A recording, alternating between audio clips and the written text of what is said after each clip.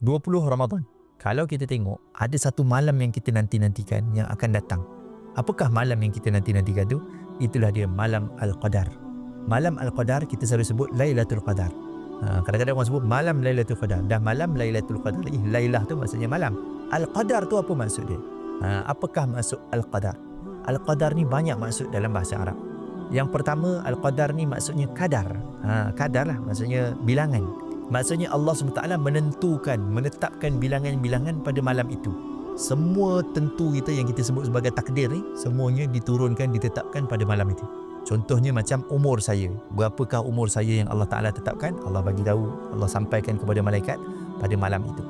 Berapakah anak saya ni boleh dapat berapa banyak anak? Allah tentukan pada malam tu. Berapakah markah saya dalam peperiksaan? Allah tentukan pada malam tu.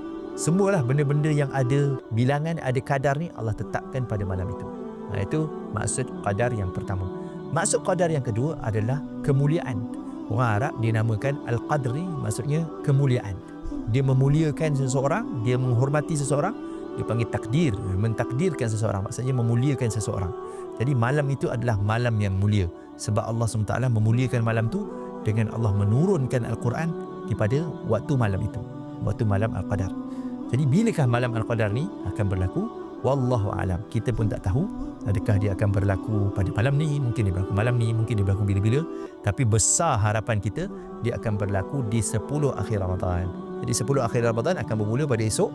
Jadi jangan kita lepaskan untuk kita mengejar 10 akhir Ramadan. Tapi adakah malam Al-Qadar ni dia tetap? Adakah malam Al-Qadar ni dia ada pada satu tarikh sahaja?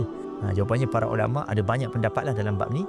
Tapi kita ringkaskan pada malam ni satu pendapat, iaitu apa? Malam Al-Qadar ni sebenarnya setiap tahun dia bertukar-tukar.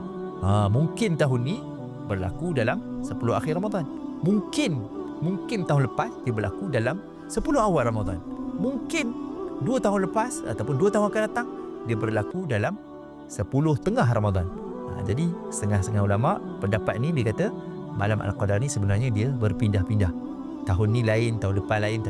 Ada lagi ulama yang lagi advance ni, lagi besar dia punya pendapat dia. Dia kata boleh jadi dia berpindah, berbeza mengikut negara dan berbeza mengikut orang. Maksudnya ada orang Al-Qadari bila, ada orang Al-Qadari lain. Ada negara yang Al-Qadari bila, ada negara yang Al-Qadari bila. Berbeza mengikut negara. Jadi lebih advance lagi lah.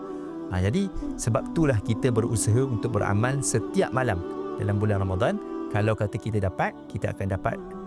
Kalau kita buat semua, insya-Allah kita akan dapat pada salah satu daripada 10-10 ataupun daripada 30-30 malam Ramadan ni. Wallahu a'lam.